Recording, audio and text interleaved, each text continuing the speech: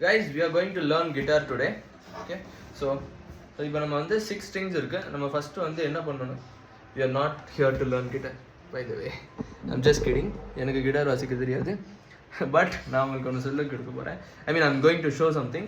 என்னன்னாக்க இந்த guitar strings வந்து நம்ம யூஸ் பண்ணும்போது as time passes it get loose. Okay, அதை டைட் பண்ணுறதுக்காக மேலே வந்து ஒரு மெக்கானிசம் இருக்கும். அந்த மெக்கானிசம் பேர் தான் worm mechanism. So in gears we have many types like spur gear, helical gear, bevel gear, இந்த மாதிரி நிறைய இருக்கு.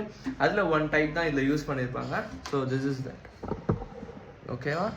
ஸோ இது என்னன்னாக்கா 2 ஷாஃப்ட் இருக்கும். ஒரு ஷாஃப்ட் வந்து இந்த சைட்லேருந்து இப்படி வந்துருக்குல்ல, அதில் தான் நம்ம ஸ்ட்ரிங்ஸ் வந்து ரொட்டேட் ஆகிருக்கும், அந்த சுற்றி இருக்கும், அதாவது ஸ்ட்ரிங்ஸ் சுற்றி இருக்கும்.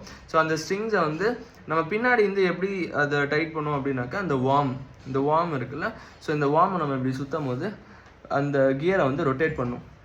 எதுக்கு இந்த மெக்கானிசம் யூஸ் பண்ணியிருக்காங்கனாக்கா, நம்ம வந்து இந்த 2 ஷாஃப்ட் இருக்குல்ல, அதாவது ஒரு ஷாஃப்ட் ஹாரிசான்டலாக இருக்கும், இன்னொன்று வெர்டிக்கலாக இருக்கும். ஸோ இந்த 2 ஷாஃப்ட்டில் நம்ம வந்து ஒரே ஒரு ஷாஃப்ட்டை மட்டும்தான் சுற்ற முடியும், அதாவது இந்த ஷாஃப்ட்டை. மறுபடியும் ஆப்போசிட் சைட்லேருந்து நம்ம சுற்ற முடியாது.